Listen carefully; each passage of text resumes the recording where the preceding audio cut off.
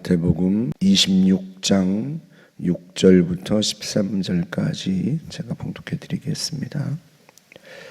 예수께서 베다니 나병 환자 시몬의 집에 계실 때에 한 여자가 매우 귀한 향유 한 옥합을 가지고 나와서 식사하시는 예수의 머리에 부으니 제자들이 보고 분개하여 이르되 무슨 의도로 이것을 허비하느냐, 이것을 비싼 값에 팔아 가난한 자들에게 줄 수 있었겠도다 하거늘 예수께서 아시고 그들에게 이르시되 너희가 어찌하여 이 여자를 괴롭게 하느냐, 그가 내게 좋은 일을 하였느니라. 가난한 자들은 항상 너희와 함께 있거니와 나는 항상 함께 있지 아니하리라. 이 여자가 내 몸에 이 향유를 부은 것은 내 장례를 위하여 함이니라. 내가 진실로 너희에게 이르노니 온 천하에 어디서든지 이 복음이 전파되는 곳에서는 이 여자가 행한 일도 말하여 그를 기억하리라 하시니라. 아멘. 베다니 나병 환자 시몬의 집에서 예수님이 식사하실 때 요한복음 12장에서는 베다니에서 예수님을 위하여 잔치를 벌였다, 그렇게 나옵니다. 본문에서는 한 여자가 하고 말하지만 요한복음 12장에서는 이 여자가 누구인지 이름을 밝힙니다. 나사로의 누이 마리아인데요. 예수님이 식사하실 때 이 여인이 와서 예수님의 머리에 향유를 붓습니다. 굉장히 값비싼 향유라고 본문이 말하죠. 실제로 제자들이 300데나리온에 팔아서 가난한 사람들에게 줄 수 있었을 텐데 하고 말하죠. 한 데나리온이 그 당시 노동자의 하루 품삯입니다. 300데나리온이면 1년 일하는 품삯이에요. 365일 일하지는 않잖아요. 300데나리온이면 1년 동안 일해서 번 돈, 그거 한 푼도 쓰지 않고 고스란히 모아둔 그런 돈이라고 할 수 있습니다. 굳이 계산하자면 계산하기 쉽게 한 데나리온을 노동자 하루 품삯이니까요. 그냥 10만 원이라고 치면 한 3천만 원 정도 되는 향유인데, 베다니가 이 베트아니라고 하는 가난한 자의 집이라는 뜻입니다. 이 베다니가 예전에는 나병 환자들이 살았던 동네고요. 실제로 오늘 본문에 보면 나병 환자 시몬의 집이라고 말씀하시죠. 그리고 나병 환자였던 시몬이 예수님께 아마 치유받았을 거예요. 그리고 이제 그 집에서 예수님을 위해서 잔치를 벌였는데요. 가난한 사람들이 모여 사는 동네니까요. 이 3천만 원짜리 향유가 얼마나 귀한 거예요. 이스라엘 여인들은 그 시집 갈 때 이 향유를 혼수품처럼 그렇게 준비해 옵니다. 그렇게 해서 결혼식 날 남편의 신랑의 머리에 몇 방울 떨어뜨리면 그 신방에 향기가 가득하지 않겠어요? 그렇게 사용하고 그 후로 평생 사용하는 거예요. 손님이 오면 손님의 머리에 몇 방울 떨어뜨려서 그렇게 손님에게서 향기가 나게 하고, 그렇게 평생을 쓰다가 남편이 죽으면 남편의 시신에 남은 향유를 다 쏟아 붓습니다. 그렇게 쓰는 용도가 이제 이 향유예요. 옥합에 담은 향유를 그렇게 이스라엘 여인들은 결혼을 준비하면서 그 값비싼 향유를, 평생 쓸 향유를 준비하는 거죠. 아마 마리아도 자기가 결혼할 때를 위해서 그 향유를 준비했던 것 같아요. 가난한 동네에 사는 마리아가 그 값비싼 걸 마련할 정도면 얼마나 아끼고 모아서 또 일해서 그렇게 해서 모은 돈으로 산 것이겠습니까? 굉장히 귀한 거죠. 굉장히 귀한. 근데 그거를 예수님께 몇 방울 떨어뜨린 게 아니라 그 향유를 아예 부어드립니다. 몇 방울만 떨어뜨려도 향기가 날 텐데 그 몇 방울로는 마리아가 성에 안 찬 거죠. 몇 방울 떨어뜨리는 것은 성에 안 차서 아예 그 향유를 예수님의 머리에 부어드린 거예요. 사실은 그 방 안에 있던 사람들이 다 놀라지 않았겠습니까? 그러잖아요. 그런데요, 제자들이 그렇게 이야기를 해요. 이 향유를 팔아서 가난한 자들에게 줄 수 있었을 텐데 하고 이야기를 합니다. 그 동네가 가난한 동네잖아요. 그러니까 제자들도 그런 이야기를 했겠죠. 그런데 예수님께서 그 제자들을 오히려 꾸짖습니다. 가만두어라. 이 여인이 내 장래를 위해서 한 것이다 하고 말씀하고요. 심지어 뭐라고까지 얘기하시냐면 복음이 전파되는 곳에는 이 여인이 행한 일도 말하여 그를 기억하라. 그렇게 말씀을 하십니다. 주님께서 이 여인의 행동을 굉장히 귀하게 보셨다는 의미예요. 복음이 전파되는 곳에서 이 여인이 행한 일도 말하라는 것은요, 얼마나 영광스러운 일이에요. 그러면 이 여인은 왜 향유를 다 예수님의 머리에 부어드렸을까? 그걸 추측할 수 있는, 그 이유를 추측할 수 있게 한 대목이 누가복음 7장에 나와요.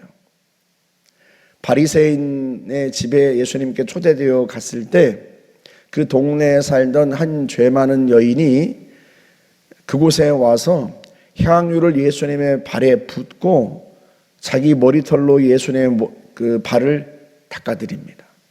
그때도 역시 그 향기가 온 방 안에 진동했을 거예요. 그런데 이 여인의 행동에 대해서 예수님께서 뭐라고 말씀하시는가 하면 이 여인이 사랑함이 많음이라 그렇게 표현합니다. 그 예수님의 이 행동 자체가 예수님께 대한 사랑이 너무 크기 때문이라는 거예요. 그러면서 그 바리새인에게 예수님께서 말씀하십니다. 너는 내가 들어왔을 때 내 발에 입 맞추지도 않았고 내게 발 씻을 물도 주지 않았는데 이 여인은 향유를 내 발에 붓고 눈물로 내 발을 적시고 자기 머리털로 나를 닦았다. 이 여인이 이렇게 한 것은 사랑이 많기 때문에, 예수님을 향한 사랑이 너무 큰 거예요.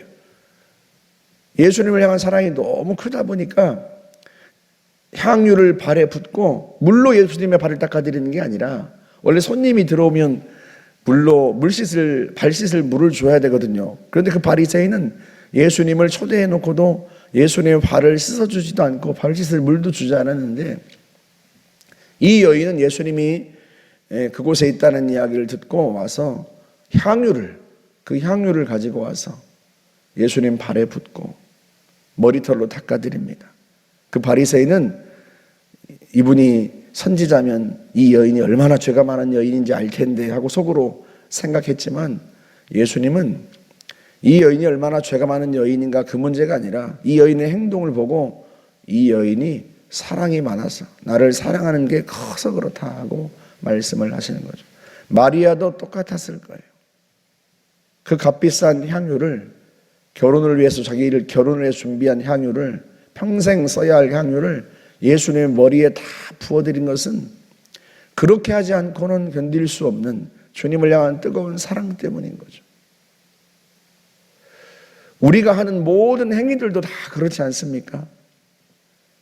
우리가 이 새벽에 와서 저녁 때도 기도하고 갔는데 이 새벽에 또 나와서 기도하는 것, 우리가 뭐 얼마나 대단한 간절한 소원이 있어서 그러겠습니까?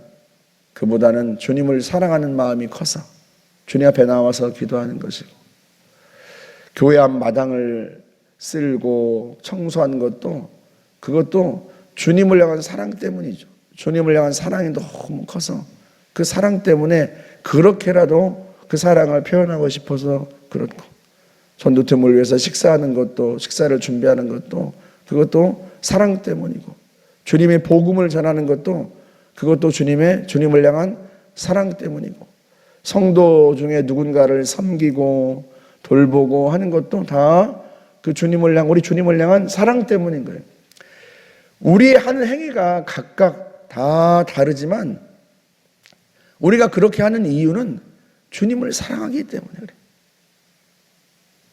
주님을 사랑하는 그 사랑 때문에 내가 그렇게라도 하지 않으면 안 되고, 다른 사람들이 볼 때는 그 행동을 어떻게 볼지 모르지만 지금 이 여인의 행동도 그러잖아요. 제자들이 볼 때는 허비하는 것으로 보이고 그 비싼 향유를 다 허비하고 그걸 정말 팔아서 가난한 자를 구제도 할 수 있을 텐데, 그렇게 그 행동에 대해서 사람들은 자기 나름대로 기준을 가지고 평가하고 때론 책망하기도 하고 그럴지 모르지만, 안 알아주지만, 그러나 우리 주님은 그 행동의 이면을 보시는, 그 동기를 보시는 거예요. 사랑 때문에. 주님을 사랑하는 그 사랑 때문에 그 향유를 부어드리기도 하고, 향유를 발에 부어드리기도 하고, 그 주님을 향한 사랑 때문에 청소도 하고 전도도 하고 식사도 준비하고 그러는 거죠. 주일 오후에 성도들이 다 집에 갔는데 이영호 원사님이 그냥 그 주방을 청소하고 계세요. 혼자서 그냥 온 주방을 기름때를 닦고 그걸 5시 넘도록 하고 계세요. 그래서 그만하시라고 하는데도 계속 하세요. 그래서 7월 14일 날 손님들이 오는데 더러우면 안 된다고. 생각해 보세요. 7월 14일 날 오신 분들이 주방까지 들어와서 주방을 보겠습니까? 그런데도요, 그 주방을 깨끗하게 한다고 그 늦게까지 청소를 하고 계세요. 유일하게 주일 하루 쉬는 날인데 밤늦게까지 일하고 그러시는 분인데, 그거 와서 토요일 날은 더 바빴을 텐데, 직장에서 더 바빴을 텐데 그 피곤한데도 그렇게 하고 계시는 이유는 다른 이유 때문이 아니에요. 주님을 향한 사랑 때문이죠. 주님을 향한 사랑. 사람들은 그 동기를 몰라줘도 우리 주님은 아세요. 이 마리아가 향유를 부어드린 그 이유를 제자들은 모르지만 우리 주님은 아세요. 그래서 이 여인이 행한 일이 복음이 전파된 곳마다 함께 전파되리라고 말씀하셨던 거예요. 무엇 때문에? 주님을 향한 사랑 때문에 한 행동이기에 그런 거예요. 주님은 우리를 자기의 목숨을 버릴 만큼 그렇게 사랑하셨어요. 그 사랑받은 우리가 역시 주님을 뜨겁게 사랑하길 원하세요. 왜? 주님을 사랑해야 세상을 사랑하지 않거든요.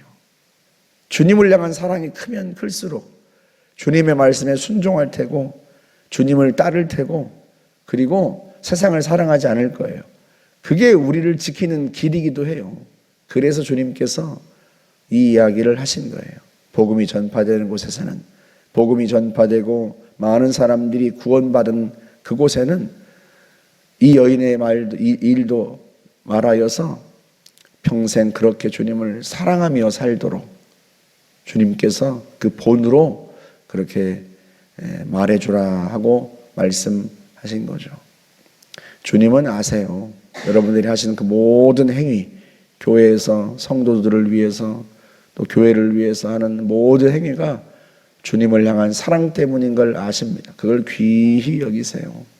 그 주님이 계시기 때문에 우리가 또 우리의 일들을 누가 알아두든 알아주지 않든 할 수 있는 거죠. 여러분이 하시는 일, 봉사, 섬김, 그거 계속 하세요. 주님이 기뻐하시고 여러분의 그 사랑을 주님이 알아주십니다. 오늘도 여러분은 주님의 그 뜨거운 사랑을 입은 자이고요.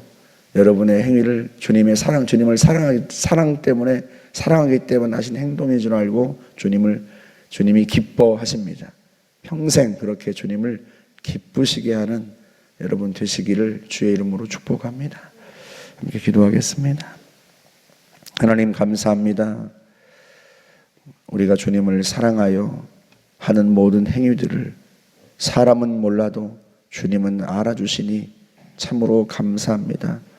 아버지 하나님, 사람이 보든 보지 않든 알아주든 알아주지 않든 그것과 상관없이 내가 사랑하는 주님이 나를 알아주시니 평생 우리가 주님을 그렇게 섬기며 살겠습니다. 좋으신 하나님, 참으로 주님을 기쁘시게 하는 일이라면 우리가 무엇인들마다 하겠습니까? 평생에 주님을 기쁘시게 하고 우리 마음속에 있는 주님을 향한 사랑이 식어지지 않도록 도우시고 그 사랑 평생 뜨거워 언제나 기쁨으로 주님을 섬길 수 있도록 저희들을 붙들어 주옵소서. 예수님의 이름으로 기도하옵나이다. 아멘.